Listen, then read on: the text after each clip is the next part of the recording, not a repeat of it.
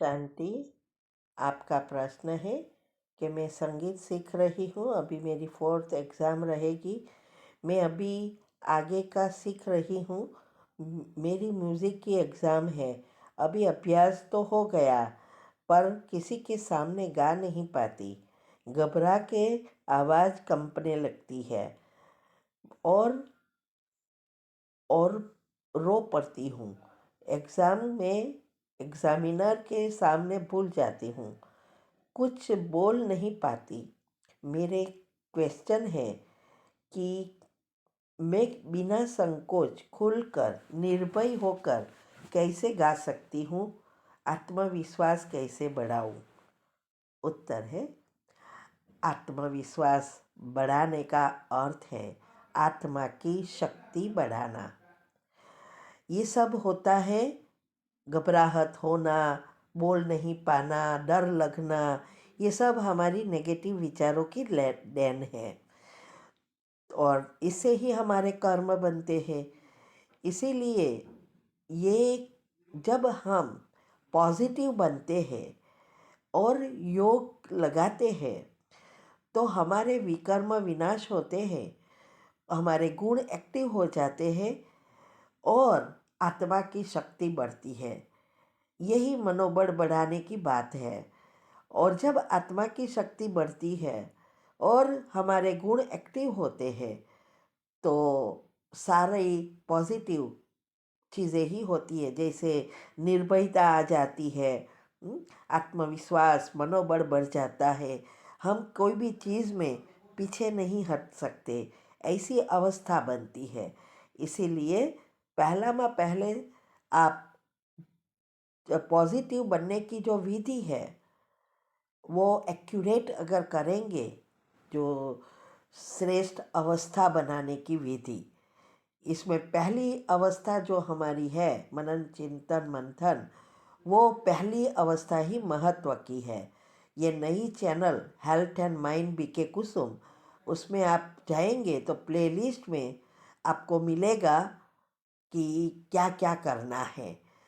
वो अगर accurate regular करेंगे तो आपको ये सारे विकर्म भी विनाश हो जाएंगे और डर भी निकल जाएगा, क्योंकि ये सब हमारे कर्मों से जुड़ा है। नहीं गा पाना, घबराहट होना, वो भी हमारे ही नेगेटिव कर्म है और इसकी वजह से हम और ही नेगेटिव चिंतन करके उसको बढ़ाते हैं।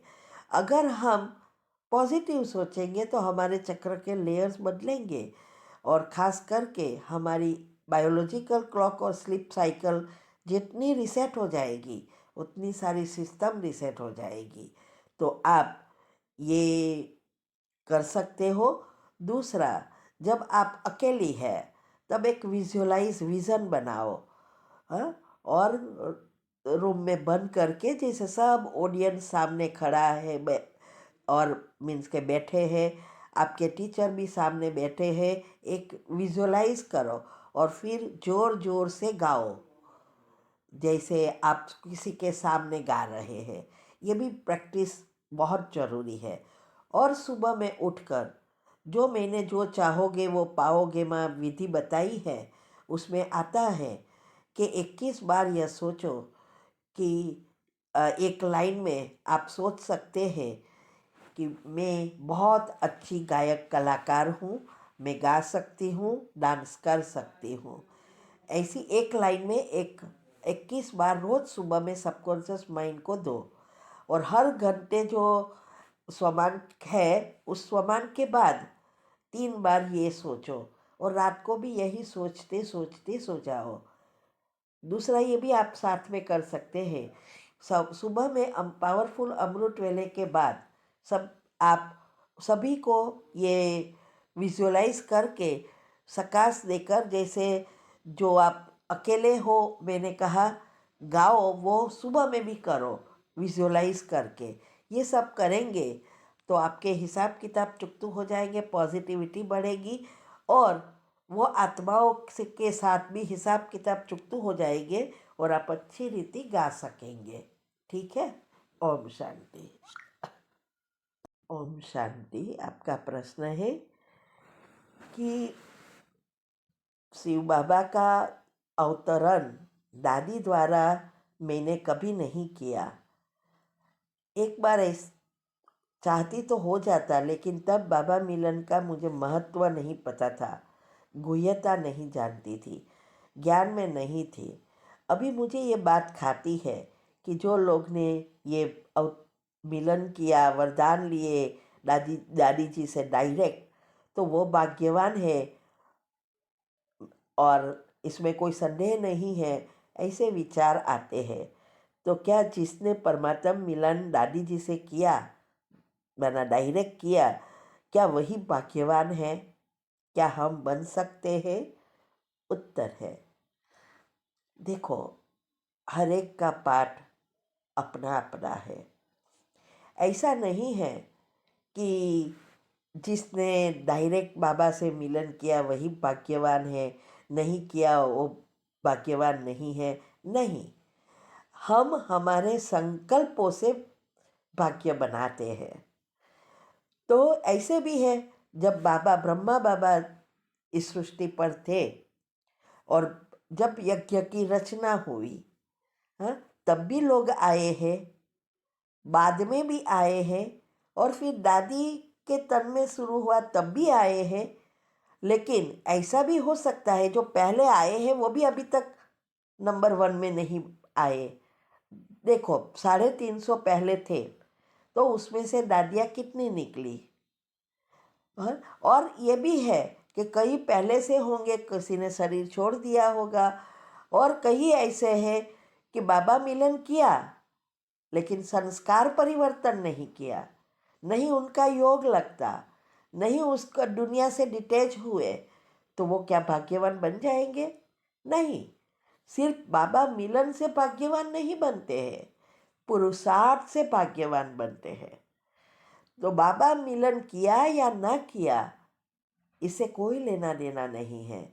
हमारा पुरुषार्थ कैसा है, हमारी संकल्प परिवर्तन कितना किया है, संस्कार परिवर्तन कितना किया है, डिटेच कितने हुए हैं, ये सब पर निर्भरता होती है भाग्यवान बनने की। संकल्प रूपी बीज बोने की जो बात है वो भाग्यवान बनाती है। तो पहले ये जो आपका मन खाता है ना, वो बंद करो, और ही आप नेगेटिव पाप कर्म के लेयर्स बना रहे हो। तो ये नहीं सोचना है, अभी आपको जो बनना है वही सोचना है। तो इसीलिए अगर आप वो नहीं सोचेंगे, जो बनना है वही ना न सोचेंगे, तो क्या होगा? ये जो आपकी नेगेटिव लेयर्स ही बढ़ते जाएंगे। तो अभी अगर आपको भाग्यवान बनना है और बाबा का आपके सामने उसका प्रत्यक्षता को देखना है या साक्षात्कार करना है या नंबर 1 में श्री कृष्ण के साथ आना है, तो मैंने जो विधि बताई है वो रोज का रोज करो।